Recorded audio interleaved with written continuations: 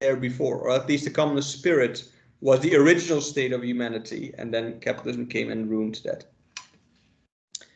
That makes them conservative in a sense. What also makes them conservative, dear students, and if you have any questions, please interrupt me,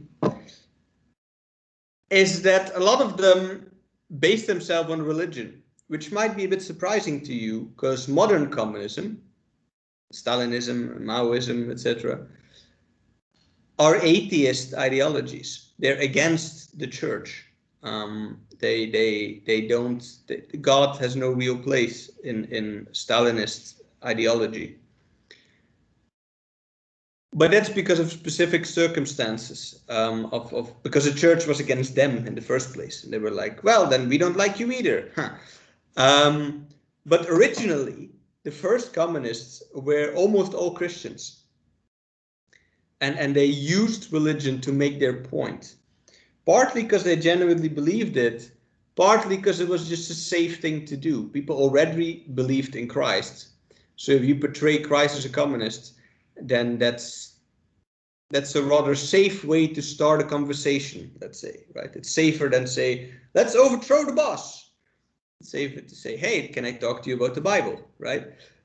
It's a better conversation starter.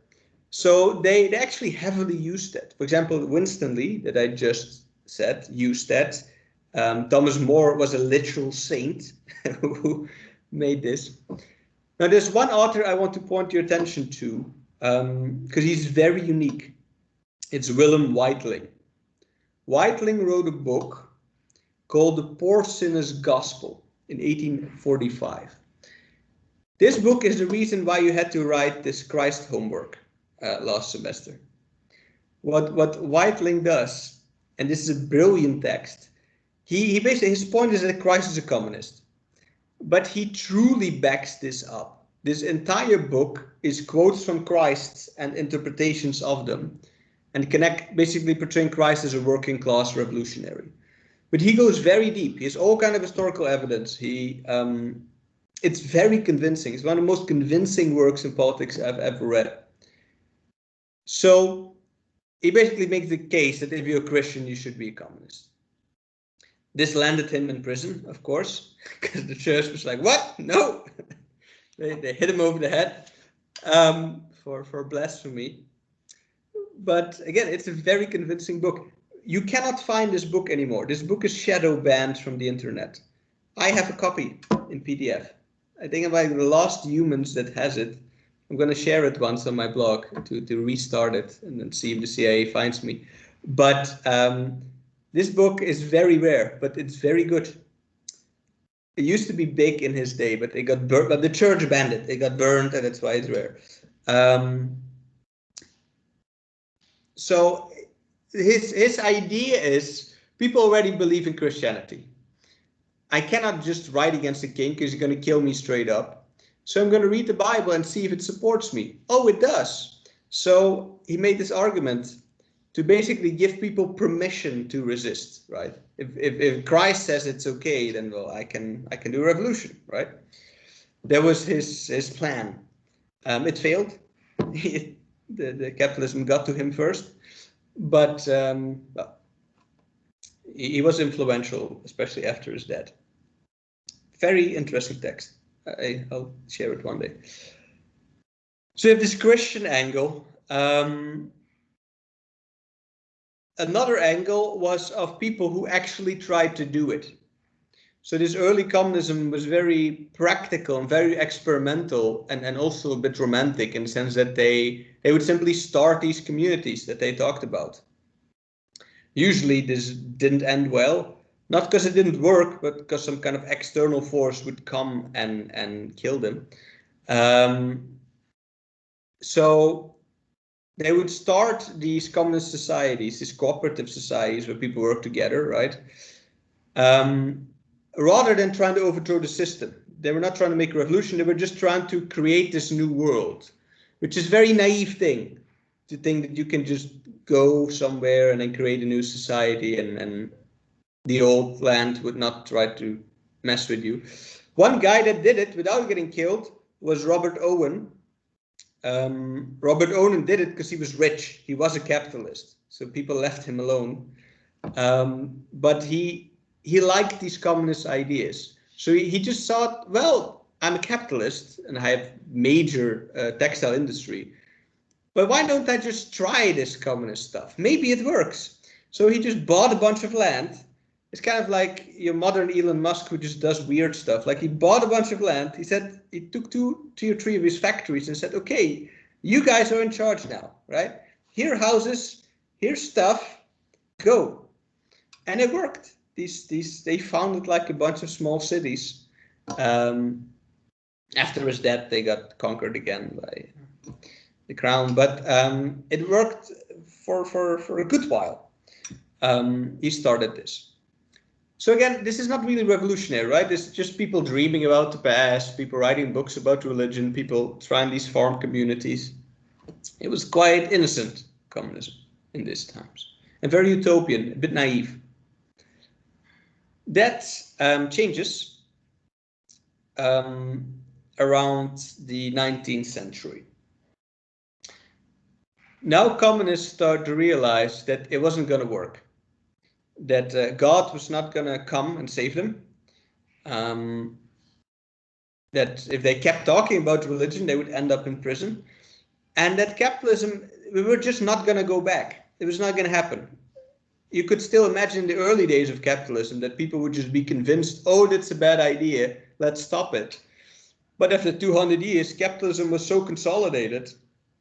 They had all political power, they had overthrown kings, or they were basically, the king was their puppet. They changed society, society was not ruled anymore, everybody lived in cities. It was too late, it was too late to go back. And they were not going to convince people with some nice daydream anymore. They needed a different path towards it, and the path was forward rather than backwards. That's the big change here. Communism becomes future-minded. And that starts with Marx. I taught two whole classes about Marx, right? I'm not going to repeat all of that. I'm going to assume here that you understood what I said. That's a naive assumption of me. So if you have any questions, right, or if you want me to teach that class again, I will happily do that. We just need to find time, right?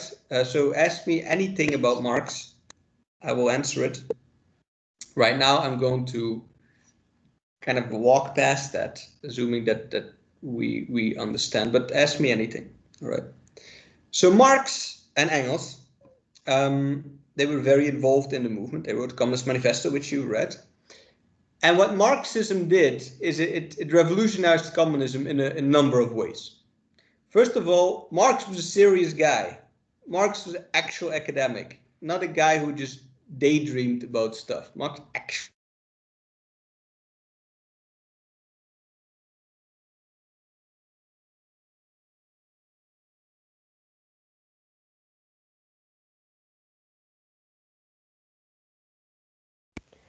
Doctor, I think you freeze. Es la mafia del poder. Ya lo van a banear. No.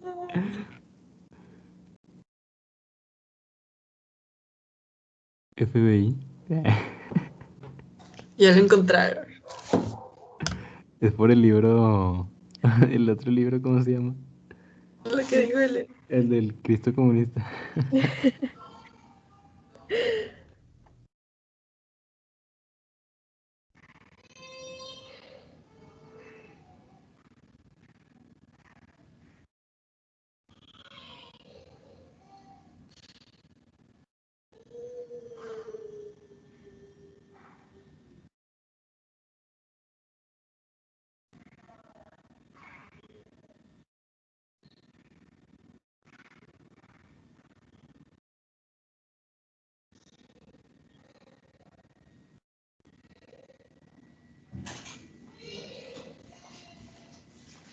Oh, we're back. Yes, we thought that the Mafia Sorry. de Poder. Oh, the Mafia de Poder temporarily took my internet away, but it got restored. Where was I? Marxism. So Marx was a sociologist and economist. So he critiqued capitalism on a technical point of view. And he explained exactly how it worked. He explained why it caused trouble. So he didn't moralize. He was not saying capitalists are bad people, state of decay, all this old stuff. It was not based on Christ. It was not based on any of this. It was based on analysis of the system. So the communist critique became technical rather than moral of things, and empirical. He would just compile hundreds of reports of people dying or exploitation of. It would be an actual study rather than just preaching from him. Another thing he brought to communism. Can you hear me, by the way? Yes. Yes. Thank you. Yes. Is he was not romantic. He had a very clear understanding of how hard things were. He didn't think it was just gonna happen, right? He came with a true appreciation of just how hard this was, and that if we had any shot at all, that communists needed to organize in actual organizations and get membership and become strong. This is where the split with anarchism happens. Anarchism agrees with a lot of, or anarchist communism agrees with a lot of communist ideas, but they don't want to take it all too serious. They don't want to organize, start mass parties, and try to build a new society. They want to be on their own in their little communities. Marx had absolutely no patience with these people. He said, this is not going to work. You're wasting time. Right, get in line. Let's start actual organizing. Let's start building power. Stop playing around with these experiments.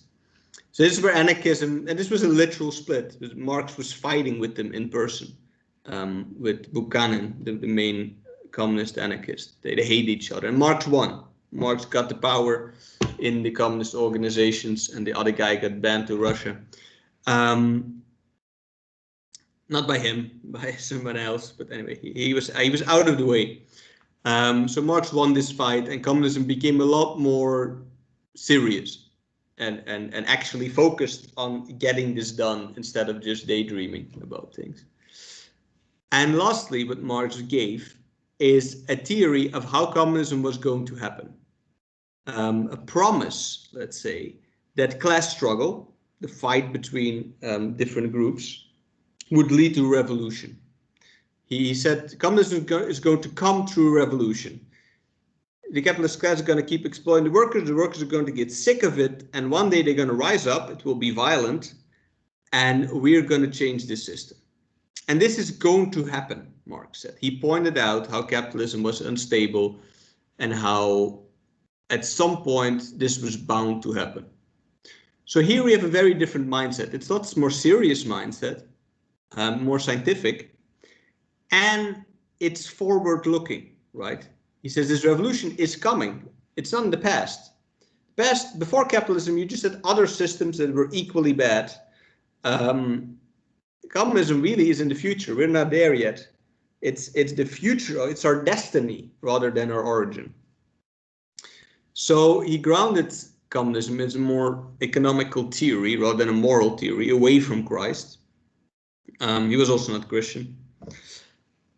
But at the same time, he promised that it was going to be there in the future. It was the next stage of humanity, not the origin. We're going to evolve into communism. So communists stopped being conservative in a way and became hyper progressive, right? The society had to keep changing, not go back, had to keep changing. And out of all that change, one day communism was like at the end, like you're unwrapping something and it's at the core of it.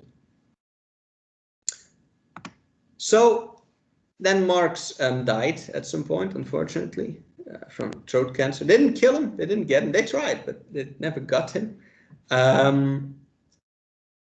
But he did still died. And after him, the movement kind of split. There were two big sides that were inspired by Marx, and both justly inspired, because Marx was a bit ambiguous on this. You could interpret him in two ways. One is the socialist way, which is more about the organizing, We have to build parties. We have to build big syndicates. We have to, you know, argue with the capitalists, not fight them physically with guns, but we need to politically fight them to get more done, to get higher wages, to get, you know, more government intervention, more regulation of the market. This is what we need to do. We don't need to fight a war against them, right? We just need to fight for democracy. Once we have democracy, we're going to fight for socialism or communism. And once we win elections, we're going to do it. There was one plan. These are the people I'm not going to talk about anymore, because this becomes socialism later on, and that's a different ideology. The other side, and both are legitimately from Marx. Like one of his grandsons, one of his daughters, one of his son-in-laws went into the socialist route. But then you had the other side, which were the communists. This was his other daughter. Family kind of split. They became revolutionary. They said, no, this revolution that Marx is talking about, we need to do this right now.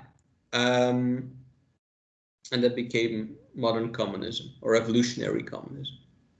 So these people, they had the objective to radically change society in a way that no other ideology does, right?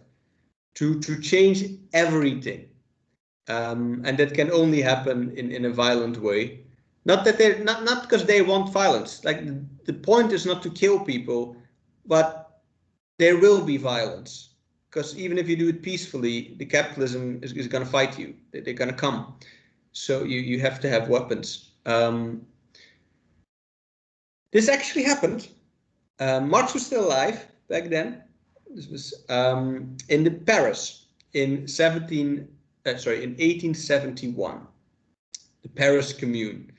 The people of Paris got impregnated with the spirit of capitalism, of communism, and they overthrew the government, and they started a communist Paris. Paris was communist for about 3 months, and it actually worked.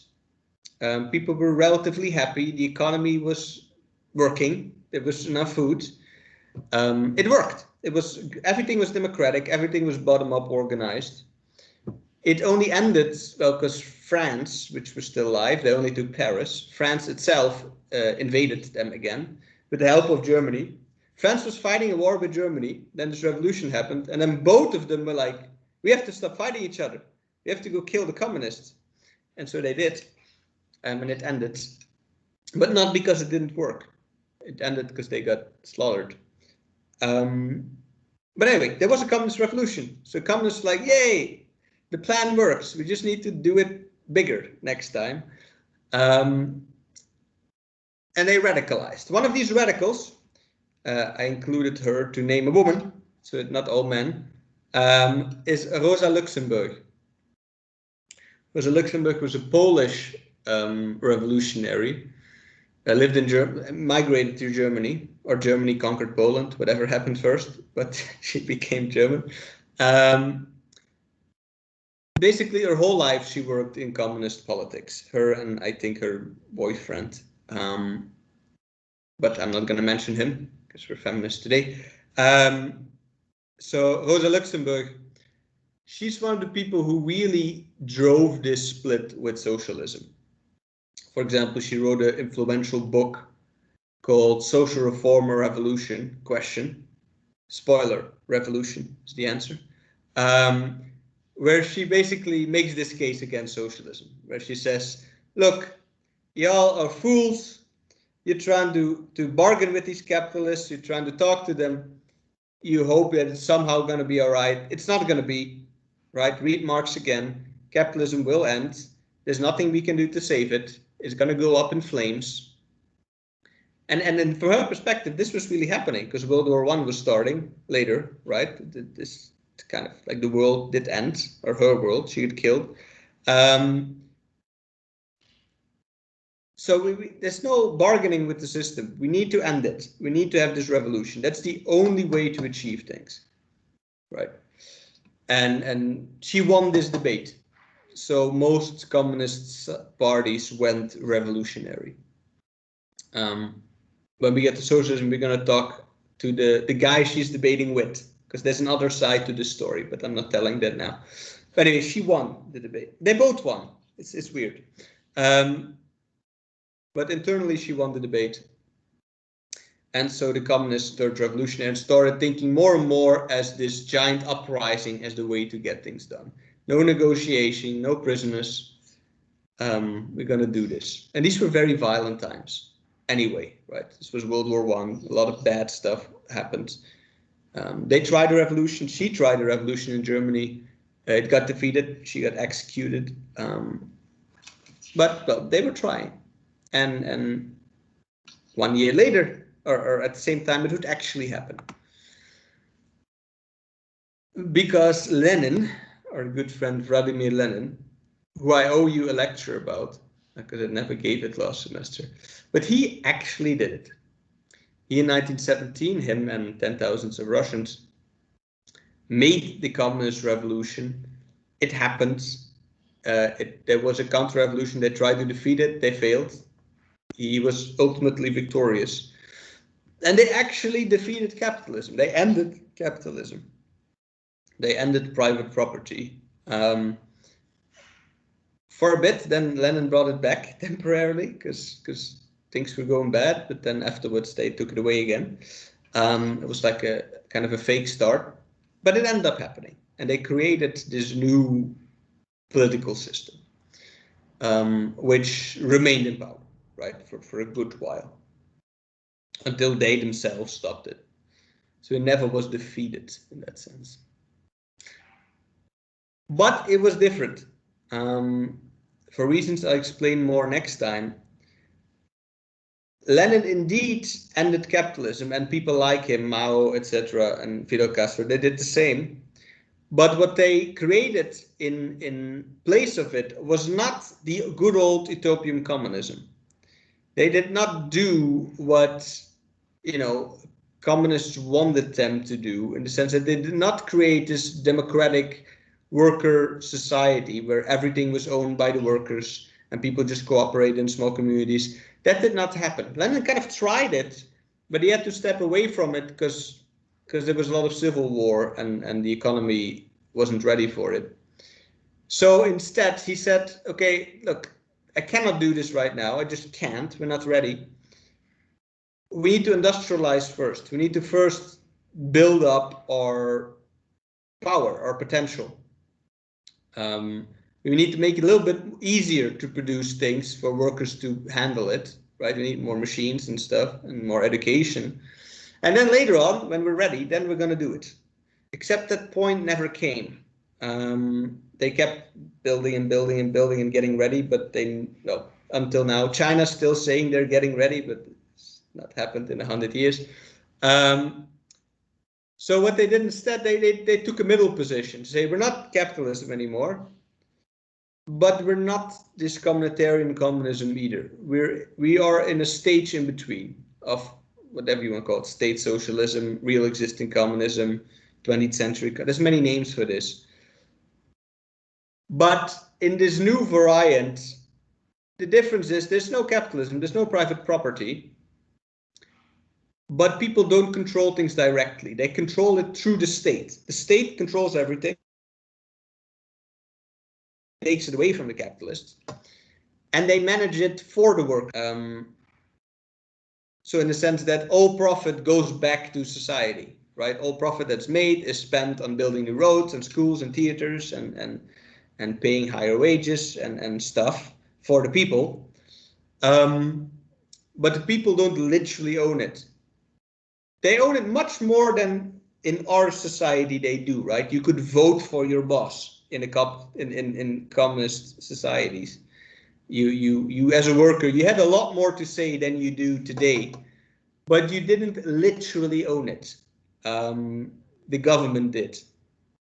So that's the third variant, right? That's a whole new thing in between. It's not utopical communism, it's not Marxism, it's Leninism. A third thing, because the focus was not on changing property, the focus was on development. Focus was on making life better for people.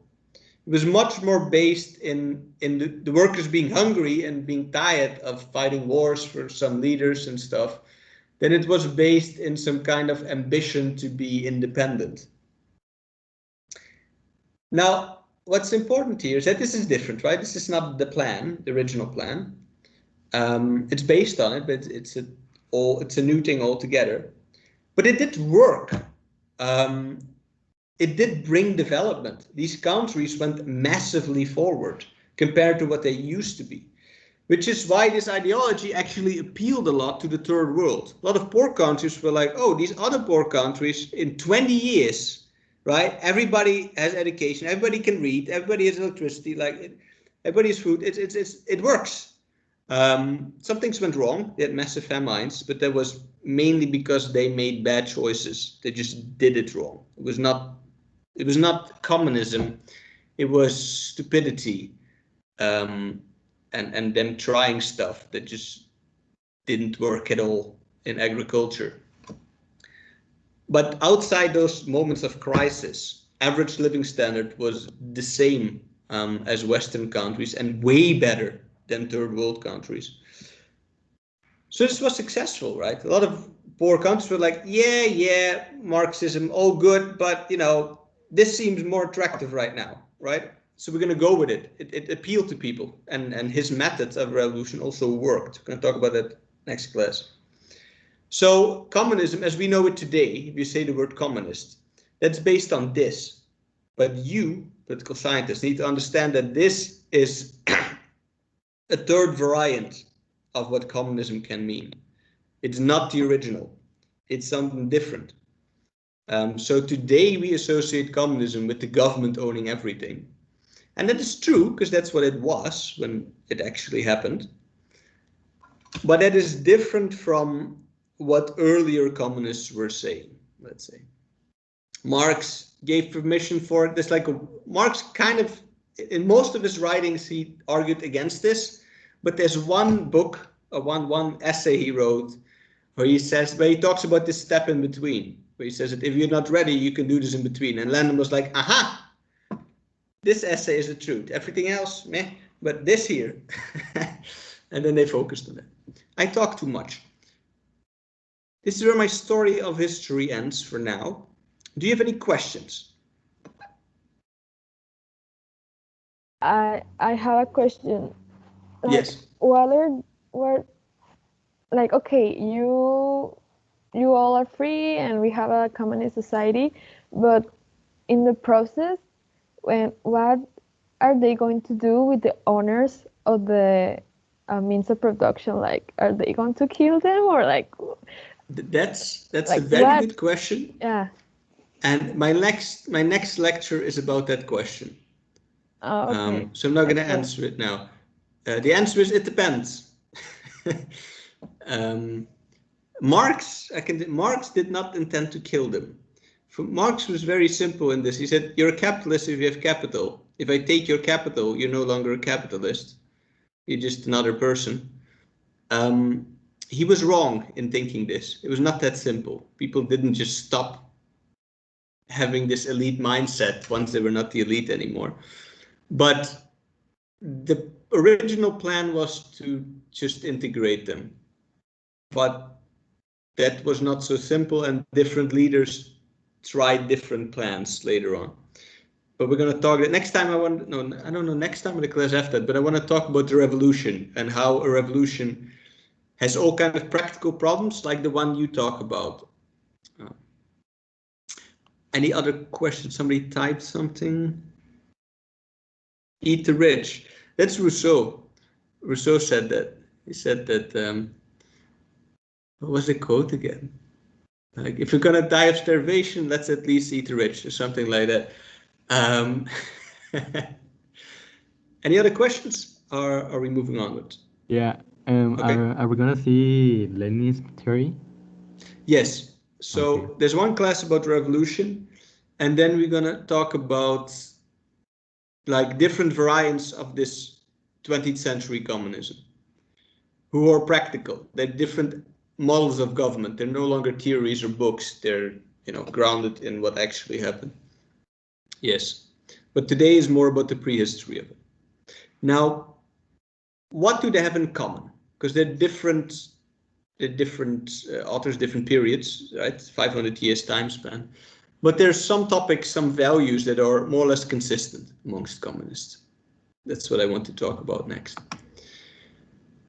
First one of them, none of them are surprising. First one of them is that none of them really liked capitalism, right?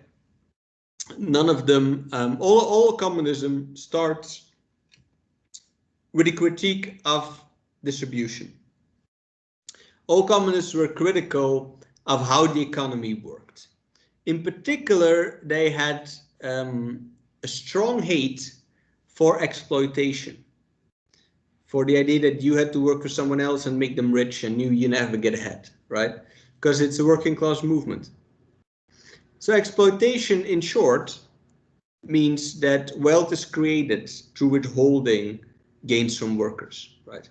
Exploitation means that people get rich by having other people work for them and then not giving them their fair share. You help me do things, I say thank you, but I don't, help you back, right? And this is kind of a trans-historical theme. This is how, this is really true. I am a communist in this sense. I really believe this, that if you look at history, no matter how far back you go, wealth always comes from some person that is able to convince a bunch of other persons to work for them. Whether they are slaves and it makes them believe that they're actual slaves and there's nothing they can do and they're just biologically like this. Or in the feudal times when they think that, God tells you have to listen to me and work on my land. But the people who did the actual work in history never got the rewards from it, right? You work for Lord, you make a bunch of grain, but you don't get it. You give always a part away to him. So first they were arguing against the landlords, the very earliest ones before capitalism, because landlords also exploited people. And then later on, it was the capitalists that were the big enemies, right? They were the ones doing the exploiting, and communists always took a particular insult to this. And since Marx, this really became the main topic, right? Most communists write books critiquing capitalism, and that is actually useful, even if you're not a communist. It's just useful that you have a group of people who spend most of their time pointing out the flaws of the system. A lot of capitalists learn from this. They're like, okay, this is a book that tells us kind of what we need to do to avoid the revolution, because we can, if you know where the weak spots are, we can now shield them. So there's a lot talking about capitalism in communism, and that goes back all the way to Thomas More. Also, most communists, not literally all, but most of them blame private property. They have a problem with private property, at least private property of the means of production, right? Factories, land, financial capital, things like that. Not your teddy bear, your pajamas. They're not coming for that, right? But they see that as some core rot in society. Private property, what private property does basically, and so private property is a legal institution, right? It's the idea that you can own things without physically having them. Like you cast your ownership on that, and then the government is going to protect that for you, right? That's private property. Having a house in another city, you're not there, but it's still yours. That's basically, it allows you to have more things than you can hold, right? If you have no private property, you build your house, you have the stuff around it. If somebody comes and take it, you chase them away with your machete. But like, that's what you have, right? But you cannot ask the government to protect something for you in some other country, right? With private property as a legal institute, you can. So you can endlessly collect stuff, more than you can have, than you can physically grab onto or use. And that creates an ambition to have endless stuff, which in the past was not possible. You could not have endless chickens. They would run away, right? Only if you hire other people to keep your chickens, you can do this. So that causes greed, that causes division. That causes moral decay. People stop caring about, family and such. And it causes exploitation because you need other people to keep your private property that cannot themselves get rich because they need to work for you. So that causes inequality. That's the idea. So especially with the Romantic school, they see private property, and this is a paradox, right? They see property as theft, which makes no sense on a linguistic level in the way we understand it today, right? But it robs people of what is naturally theirs, because they assume in the utopic school that everything is of everyone, not everything, that the world belongs to all people, right? That you cannot own the ocean, you cannot own oil, you cannot own, the things that God made. And so they mainly hate private property because it robs them of access. Think about it like this. It's a very different way of seeing the world, but try to imagine this for a second. If you look at the world from the perspective of a homeless person, right? We are so-called free in society, but we are not free in a physical sense. Imagine you're that little guy of Google Maps and I just drop you on Google Maps in some street, right? Where are you gonna go? So you're on the street, there's cars on the street, you have to get off the street, or you're gonna get run over. Then there's walls everywhere, there's buildings, but you cannot access any of them because they're private, right? They're not yours, so you cannot go there. There's some buildings you can enter, they're called shops, but you cannot stay there because you have to spend money or they kick you out. So from the perspective of a homeless person, you can't do nothing. Like there's nowhere for you to be in a private property society. If you see a tree with with papayas, you're like, yeah, you're gonna eat papayas. No, you can't, right? Police will come, rob you in the head, throw you in a little cell if you do that. Even less free now. You see an empty building, you're like, oh, I could sleep there. No, you can't, right? It still belongs to someone. So you just can't. The only thing you could do is walk to the edge of the city and then there's desert. And okay, you could be in the desert until the government finds you, then they'll kick you out again. But there's nowhere to go. And that is kind of the thing they were originally reacting against. That it was just weird to them. Like no other animal has this problem. No other animal sees food that they cannot get. No other animal sees opportunities that they cannot take because it belongs to someone. And again, this is a total different mindset than how we look at freedom today, right? But I'm just explaining how they saw it. Now, in Marxist communism, later communism, the robbing is not so much of your natural right to the world. It's more they rob you from the money you make. I explained this before, right? If you work in a hamburger place, you make money because you sell the hamburgers, you physically get the money, but then you have to give it all away to your boss and he gives you back a little bit. It's a different type of robbery, but both of them kind of flip property on its head, right? See, property is the real steal, not the stealing of property. It's a bit paradoxical, but it's an interesting thing. So most communists believe this. Now let's talk. Oh, Mariana. I think in colonialism, it really happened, like the steal of land, literally. Mm-hmm. And yeah, it already happened. For a lot of farmers, it really happened like that. Like they used to have something, and then one generation later, they had to work for someone else, and the kids had to, they won't go to school, and you start poverty for generations to come.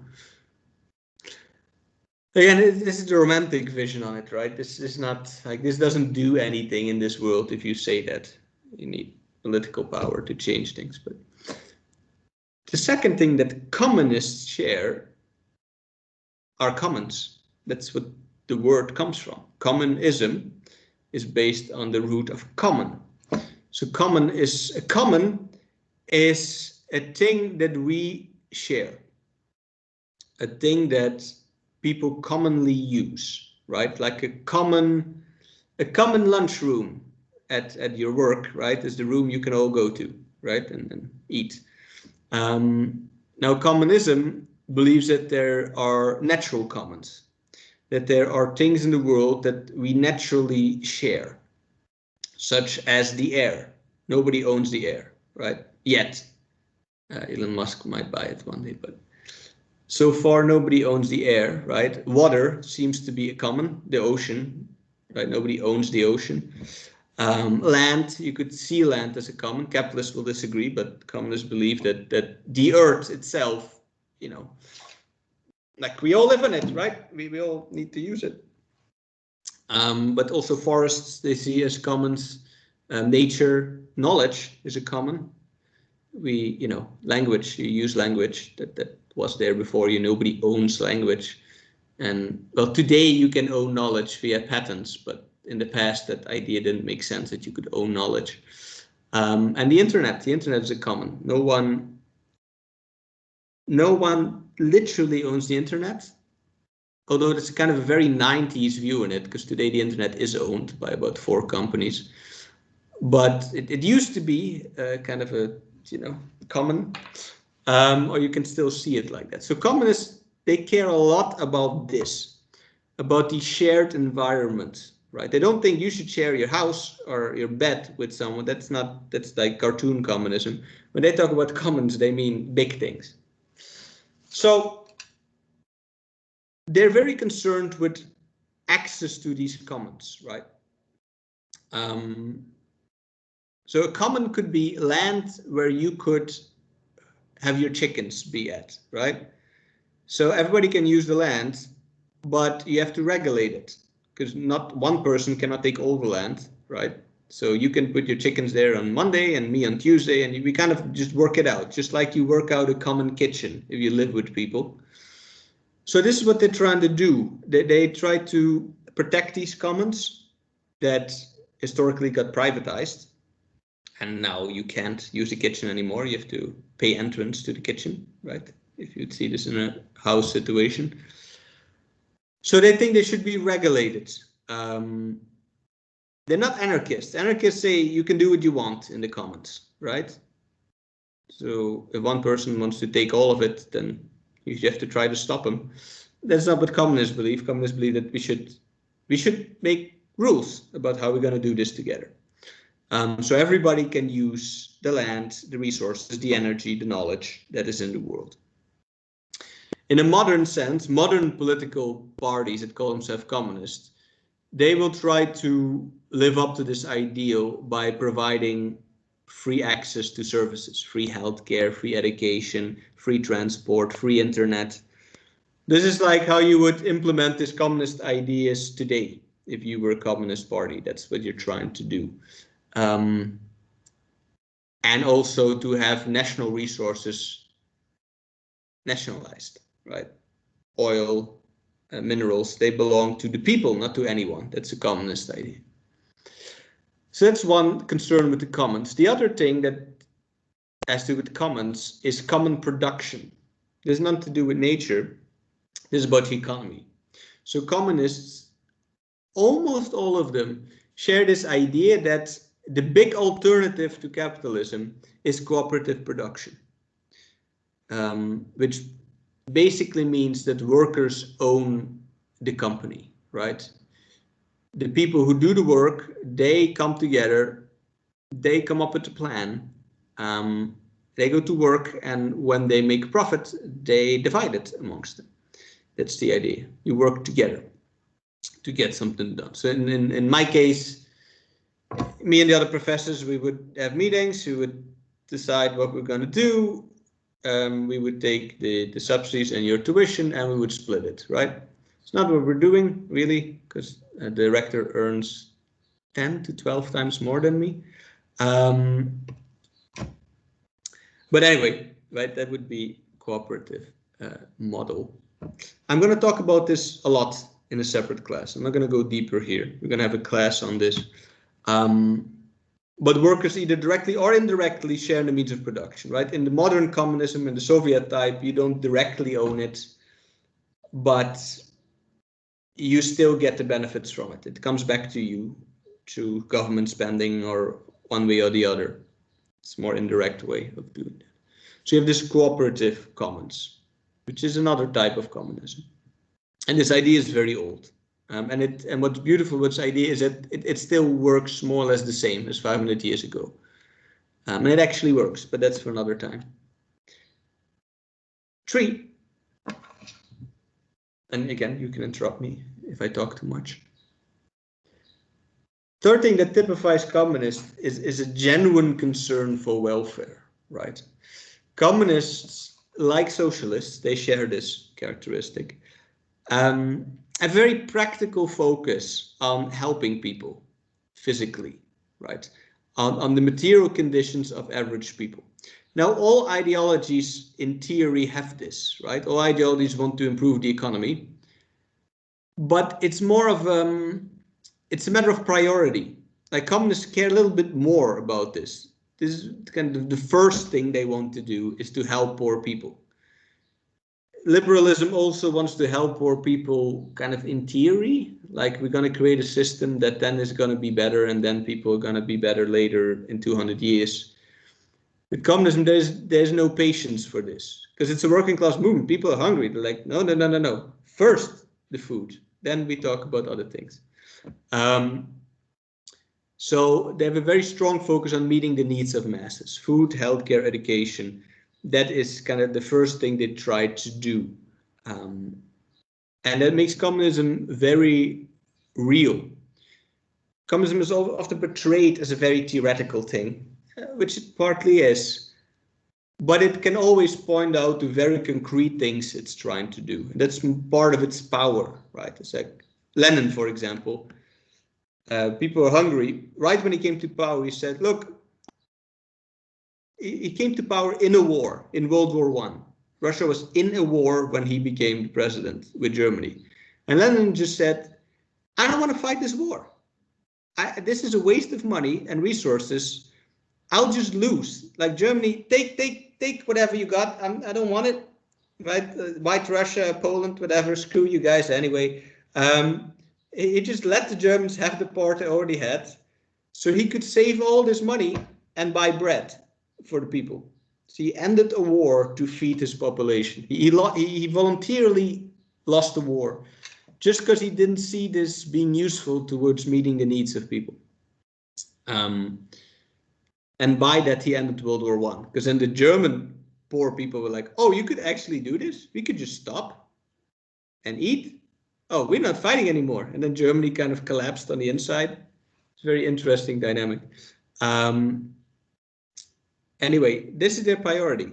They don't always succeed. That's a whole different thing, right? Sometimes it fails. Sometimes you have massive starvation because of mistakes in agriculture. But whenever they can, right, this will be the focus of real communists. So it's a very concrete critique of material conditions of poverty. And it's much more, all ideologies do this, but they're serious about it. This also comes from a strong sympathy for common people, right? Communism is oriented at the working class. It is for everyone. It's for the kids too, but the people they're mostly aiming at are working class people. Because communists were working class. It's a working class movement, especially early on.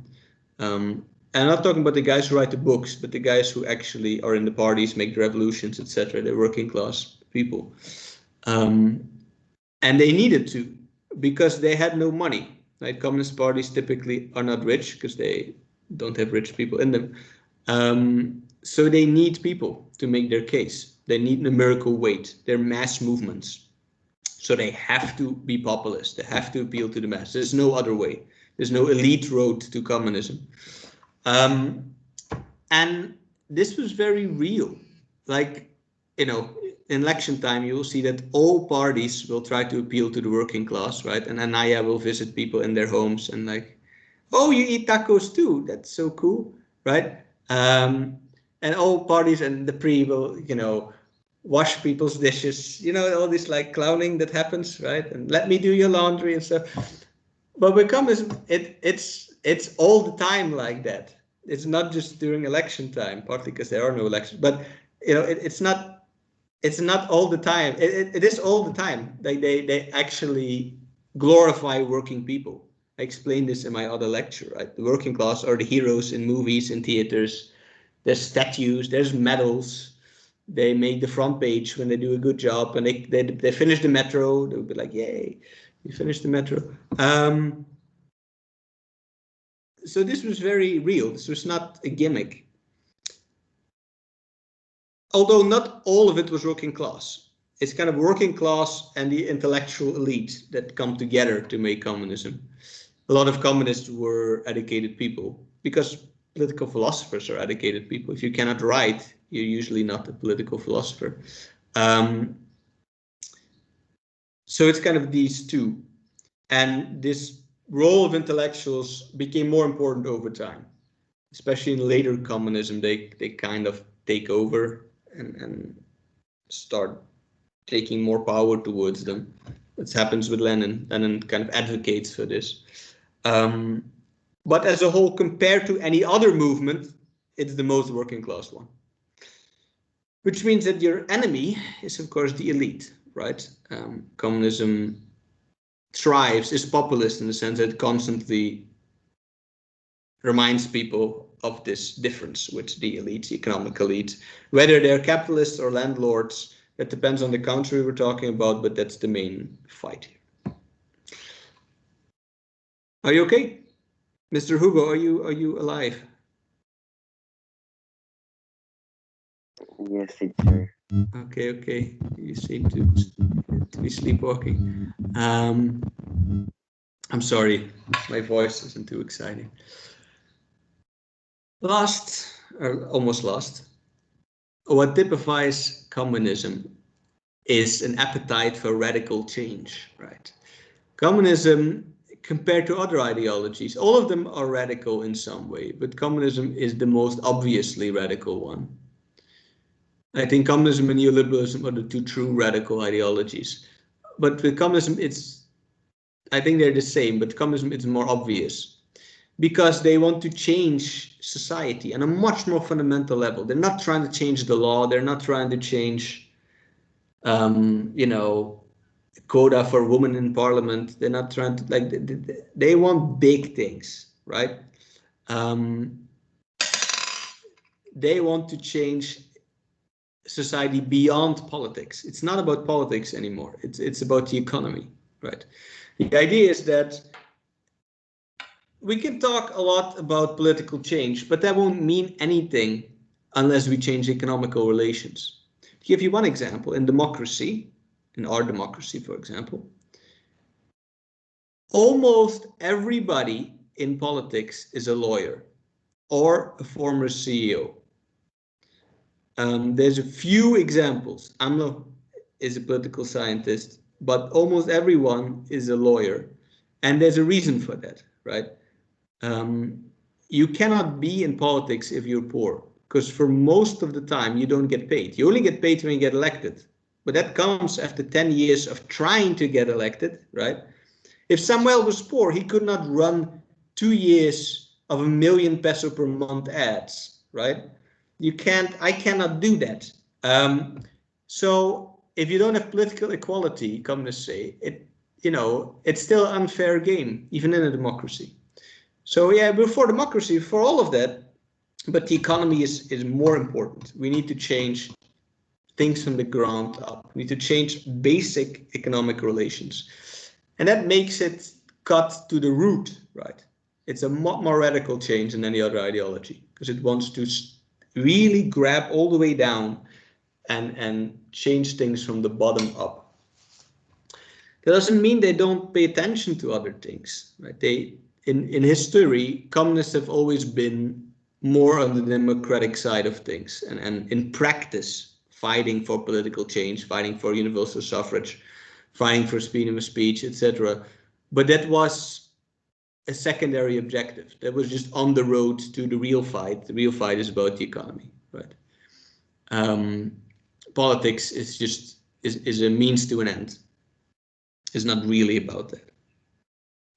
So they're radical, and most communists are revolutionary.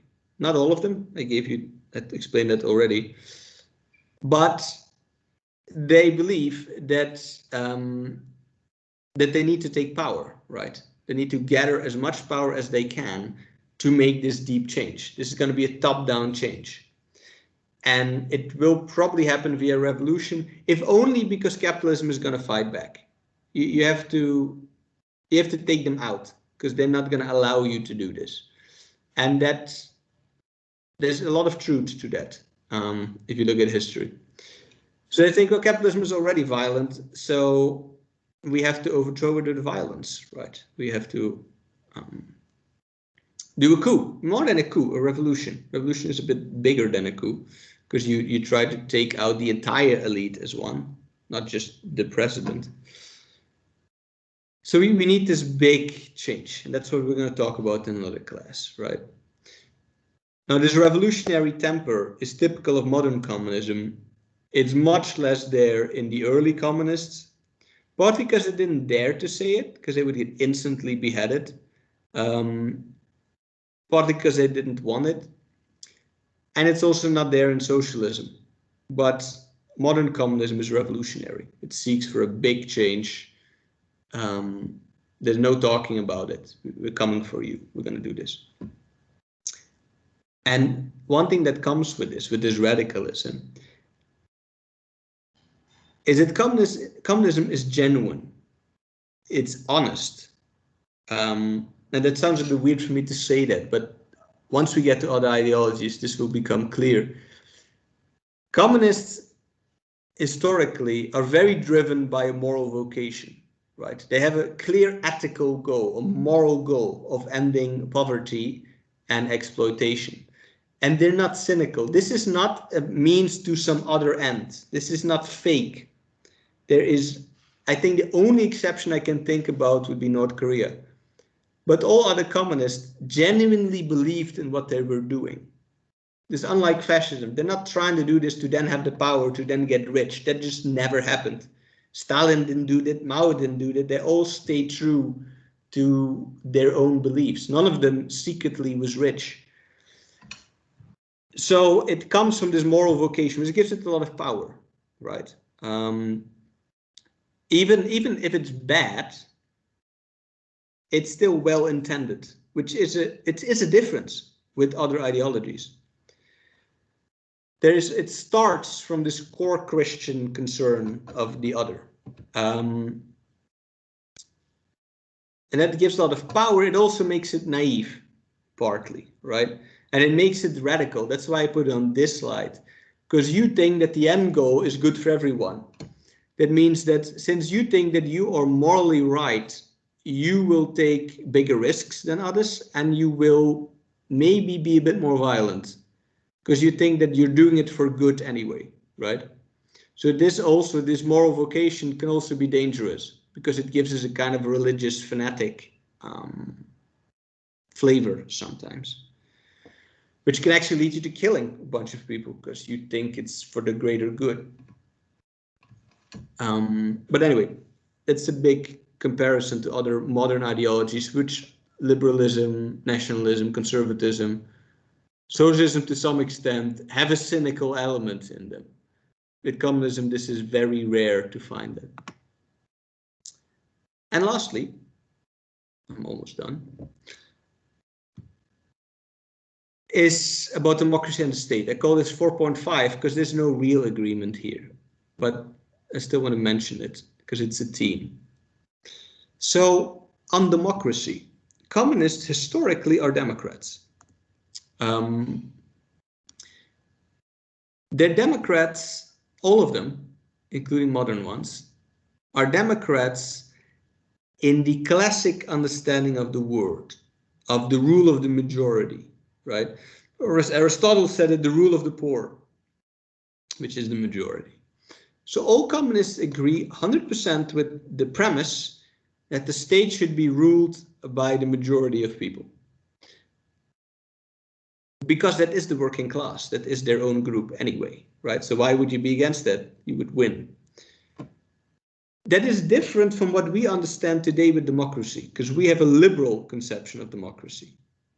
Our conception of democracy has to do with individual rights, the right to vote, the right to freedom of speech, blah, blah, blah, the right to protection as minorities, also an idea of balance of power with parliament and the courts and all of that. That is a particular idea of democracy. That is not the same as majority rule. It's not the same as the original democracy, right? In our society, majority rule isn't even that important. If the court disagree with your majority rule, it's not happening, right? Morena, which had a majority, wanted to lower the wages of judges. Judges said no, it didn't happen, right? So there's not what we have is not a literal majority rule. And I'm not taking one side here, but the communist conception of democracy is a bit different. As long as the majority is with us, they call it democracy, right? As long as the majority has some sort of participation, that for them is democracy. So a lot of these countries, Soviet Union, considered themselves democratic because they had some sort of elections. You could only choose from communists, right? But since the communists are the working class, and therefore we do it for the working class, and thus we are the working class, it's a bit of a jump there. Anyway, they still saw themselves as acting in the interest of the majority. Historically, they also were for elections. Kind of up till Lenin, all communists were for universal suffrage. So they were a big part of the democratic movement. Kind of betrayed it later on. But well, I'm talking about the theory here, not the practice of it. So they are Democrats, but they're different Democrats than Obama is. You know, it's just a different theory of democracy. When it comes to the state, there's a clear split within them. Modern communism, as in the one that actually happens, right, is very state-centered. They see the state as a good thing. The state is the tools through which the working class is going to transform society. We need the state. The state is going to help us, right? We're going to conquer the state, and then the state is going to make this transformation from it. The state is going to take away the private property from the rich. It's going to redistribute it. It's going to create development, etc. So modern communism is positive towards the state. The older communism, the romantic one, much less so. And Marx is kind of right in the middle between this. So the original communism is more bottom up. It's about local communities. It's much more rural. It's more idyllic. It's, you know, the Smurfs. It's local communities, and they organize themselves. And it's more anarchistic, let's say. There is a state maybe, but the state then, you know, comes from the bottom up. And the state is not that important.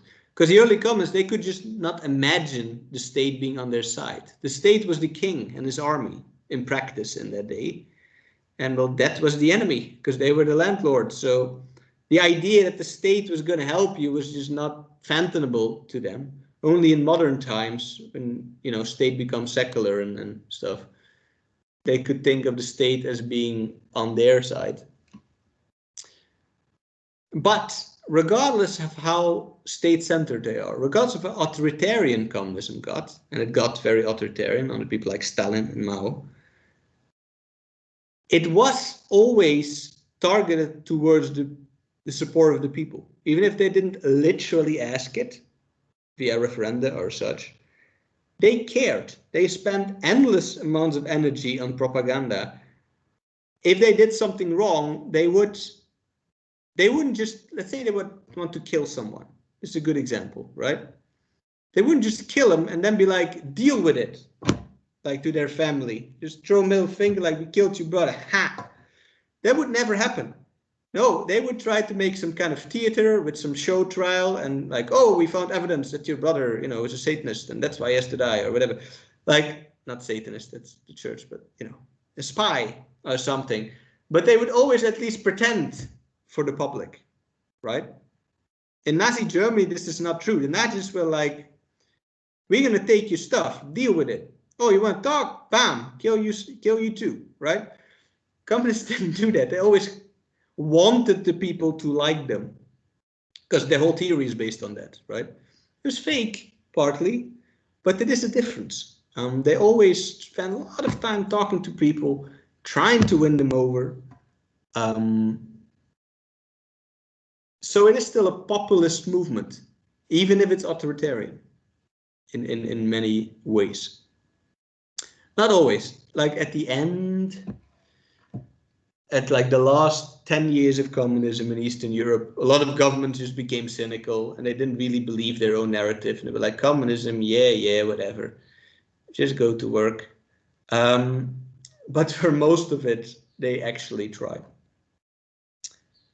So that's the kind of problematic relationship with the state there. Could go both ways. Miss Sophia.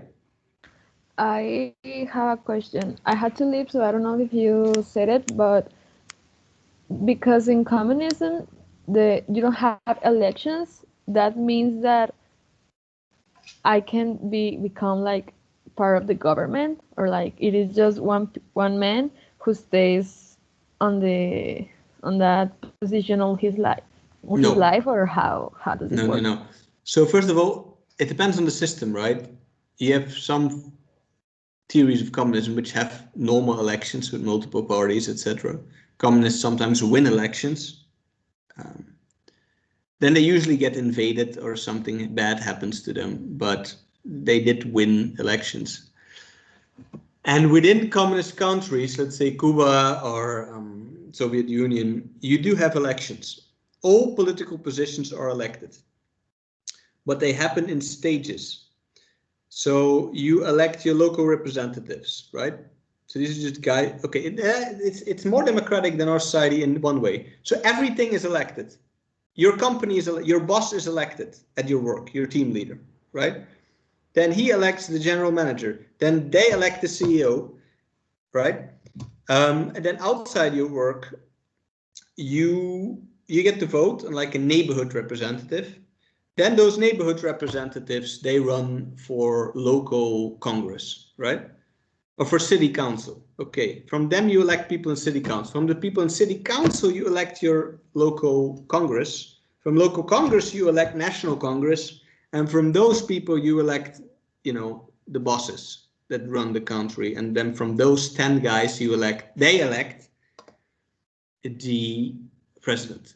But the election is always from the previous step. So you only elect the bottom 2 steps as a person. You don't vote on the president. The president is voted from the layer below him. So there is voting, and you can become president if you go through all these steps. So no, it's not the same person all the time.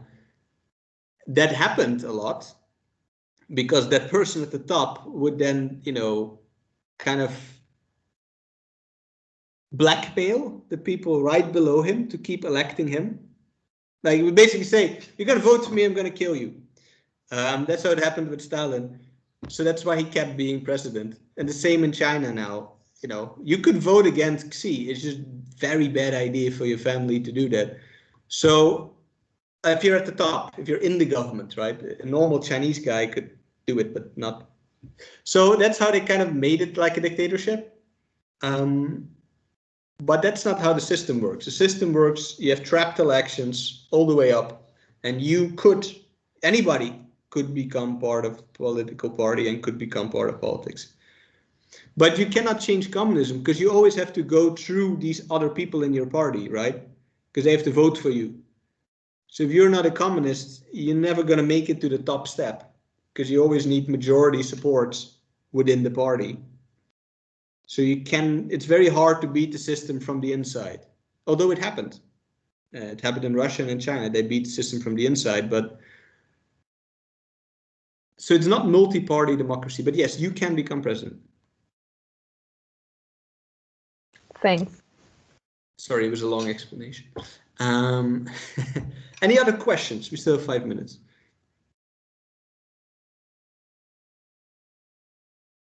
our commentary.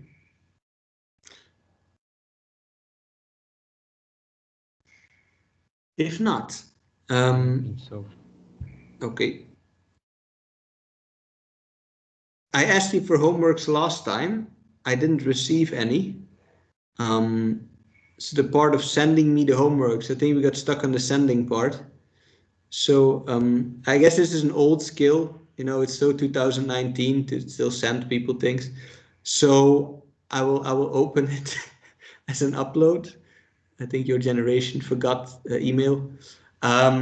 So I'll open it as an upload then. And it also goes for the one for today, right? The one of Einstein. Did you read it?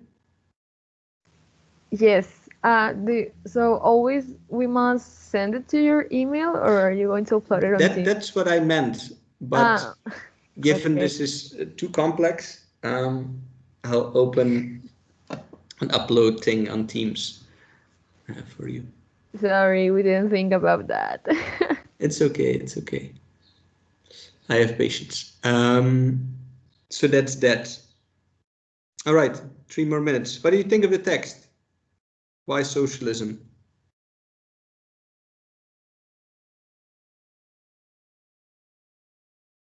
Miss Mariana, let's ask you.